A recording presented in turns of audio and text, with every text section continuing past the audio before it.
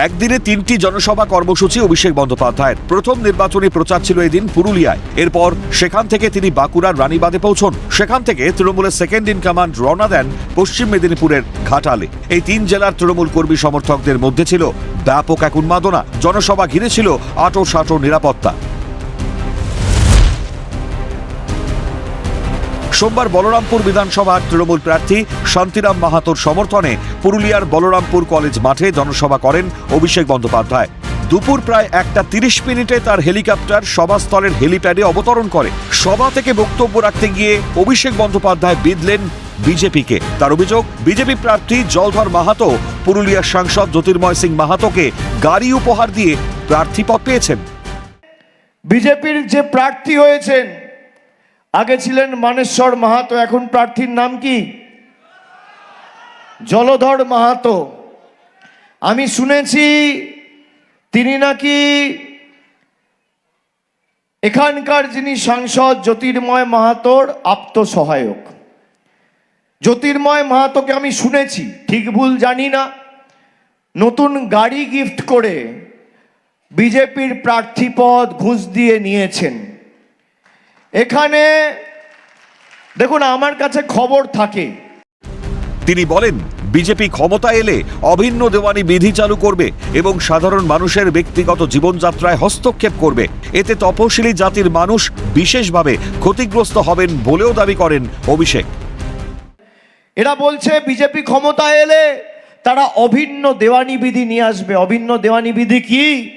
আপনার খাদ্যাভ্যাস থেকে শুরু করে আপনার পুজো করার, উপাসনা করার পদ্ধতি, আপনি ঈশ্বরকে কিভাবে পুজো করবেন, আগামী দিন বিজেপি নেতারা দিল্লি থেকে বসে ঠিক করে দেবে। এর থেকে সব থেকে বেশি ক্ষতিগ্রস্ত হবে তপশিলি ভাইয়েরা, জনজাতি ভাইয়েরা, মায়েরা। অভিষেকের আরও অভিযোগ, কুরমালি ভাষাকে 8ম তপশিলিতে অন্তর্ভুক্তির দাবিতে রাজ্য সরকার কেন্দ্রকে চিঠি দিলেও বিজেপি সরকার কোনো পদক্ষেপ নেয়নি।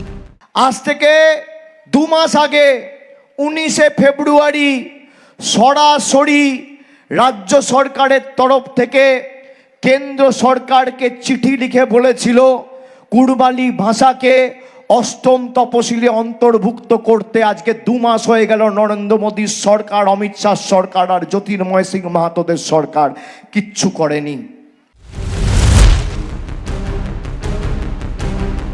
নির্বাচনী প্রচারের শেষ লগ্নে বাঁকুড়ার খাতড়ায় জনসভা সারেন তৃণমূলের সেকেন্ড ইন কমান্ড। রানীবাঁধ বিধানসভা কেন্দ্রের তৃণমূল প্রার্থী তনুশ্রী হাঁসদার সমর্থনে এই জনসভা করেন অভিষেক। এই সভা থেকেই উন্নয়নের খতিয়ান তুলে ধরেন অভিষেক বন্দ্যোপাধ্যায়। তৃণমূল আমলে খাতড়া এবং রানীবাঁধে একটি করে মোটে 2টি ITI কলেজ আমাদের সরকার তৈরি করেছে। খাতড়া ব্লকে প্রাথমিক স্বাস্থ্যকেন্দ্রের পরিকাঠামো উন্নত হয়েছে।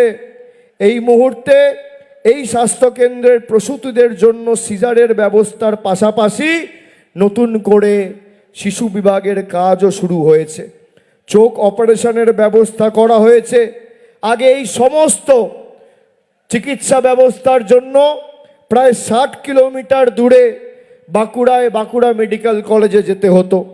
শুধুমাত্র খাতড়া নয়, হিড়বাদে ব্লকে প্রাথমিক স্বাস্থ্যকেন্দ্রের পরিকাঠামো উন্নয়নও আমাদের সরকার করেছে। জনসভা থেকে অভিষেক কুর্মী সমাজের উদ্দেশ্যে জানান, কুর্মী সমাজের উন্নয়নের লক্ষ্যে কুর্মী উন্নয়ন পর্ষদ গড়েছেন মুখ্যমন্ত্রী। রাজ্যের মুখ্যমন্ত্রী কুর্মী সমাজের উন্নয়নের লক্ষ্যে কুর্মী উন্নয়ন পর্ষদ গড়েছেন, যা বাস্তবায়নে কেচন্দায় কুর্মী উন্নয়ন পর্ষদের ভবন নির্মাণ করা হয়েছে।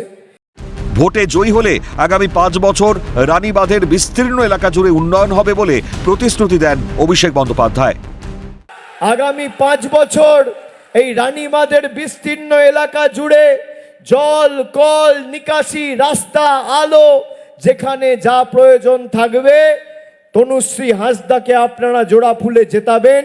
ও অত্যন্ত ভালো মেয়ে, অত্যন্ত মানুষের পাশে নিজেকে উজাড় করে দিয়ে সর্বক্ষণের কর্মী হয়ে তিনি রয়েছেন। হাতে বাকি মাত্র কটা দিন, সোমবার শেষ মুহূর্তের প্রচারে ব্যস্ততা জোড়াফুল শিবিরের। পশ্চিম মেদিনীপুরের চন্দ্রকোনা ও ঘাটালের তৃণমূল প্রার্থী যথাক্রমে শ্যামলী সর্দার ও সূর্যকান্ত দলুইয়ের হয়ে জনসভা করেন অভিষেক বন্দ্যোপাধ্যায়। মোট কথা, শেষ লগ্নের প্রচারে জমি ছাড়তে নারাজ শাসক বিরোধী কোনো পক্ষই। রাহুল কর্মকারের রিপোর্ট, ক্যালকাটা নিউজ।